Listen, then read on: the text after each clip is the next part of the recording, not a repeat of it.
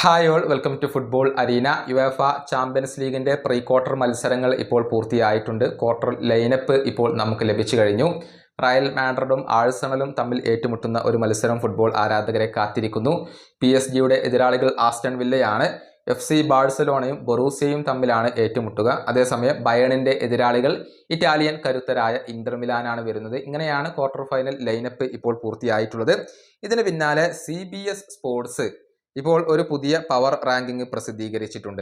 അതായത് ഈ 8 ടീമുകളിൽ ഏറ്റവും കൂടുതൽ കിരീട സാധ്യത കൽപ്പിക്കപ്പെടുന്ന ടീമുകളുടെ ഒരു റാങ്കിംഗ് ആണ് ഇവർ പ്രസിദ്ധീകരിച്ചിട്ടുള്ളത്. ഒന്നാം സ്ഥാനത്ത് വരുന്നത് മറ്റാരുമല്ല, FC ബാഴ്സലോണ തന്നെയാണ്. ബാഴ്സക്കാണ് ഇപ്പോൾ ഏറ്റവും കൂടുതൽ UCL കിരീട സാധ്യത കൽപ്പിക്കപ്പെടുന്നത്. മികച്ച പ്രകടനം അവർ നടത്തുന്നുണ്ട്. രണ്ടാം സ്ഥാനത്ത് PSG വരുന്നു. ലിവർപൂളിനെ പരാജയപ്പെടുത്തിക്കൊണ്ടാണ് PSG ഇപ്പോൾ കടന്നു വരുന്നത്. ലിവർപൂളിന് മേൽ ആധിപത്യം പുലർത്താൻ PSG കഴിഞ്ഞിട്ടുണ്ട്. ഏവരെയും അത്ഭുതപ്പെടുത്തുന്ന ഒരു ടീമായി ഇപ്പോൾ PSG മാറിയിട്ടുണ്ട്. മൂന്നാം സ്ഥാനത്ത് നിലവിലെ ചാമ്പ്യന്മാരായ റയൽ മാഡ്രിഡ് ആണ് വരുന്നത്. ശരിയാണ്, പെനാൽറ്റി ഷൂട്ടൌട്ടിലാണ് റയൽ വിജയിച്ചിട്ടുള്ളത്. പക്ഷേ യുവേഫ ചാമ്പ്യൻസ് ലീഗിൽ ഒരു കാരണവശാലും നിങ്ങൾക്ക് റയലിനെ എഴുതി തള്ളാൻ കഴിയില്ല എന്നുള്ളതാണ്. എപ്പോഴും കിരീട ഫേവറേറ്റുകളിൽ ഒന്ന് റയൽ മാഡ്രിഡ് തന്നെയായിരിക്കും. നാലാം സ്ഥാനത്ത് ബയേൺ മ്യൂണിക് ആണ് വരുന്നത്. ബയേണിനും ഇപ്പോൾ ചെറിയ രൂപത്തിലുള്ള സാധ്യതകൾ കൽപ്പിക്കപ്പെടുന്നുണ്ട്. ഇന്റർ മിലാൻ അഞ്ചാം സ്ഥാനത്ത് വരുന്നു.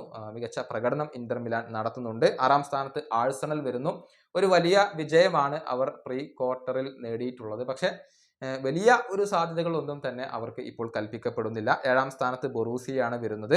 അതുപോലെ തന്നെ എട്ടാം സ്ഥാനത്ത് ആസ്റ്റൺ വില്ല വരുന്നു. ഈ 8 ടീമുകളിൽ ഏറ്റവും ദുർബലരായിക്കൊണ്ട് വിശേഷിക്കപ്പെടുന്നത് ആസ്റ്റൺ വില്ലയാണ്. ഇങ്ങനെയാണ് ഒരു CBS സ്പോർട്സിന്റെ പവർ റാങ്കിങ് വരുന്നത്. ഇതുമായി ബന്ധപ്പെട്ട നിങ്ങളുടെ അഭിപ്രായങ്ങൾ നിങ്ങൾക്ക് കമന്റ് ബോക്സിൽ പങ്കുവെക്കാം.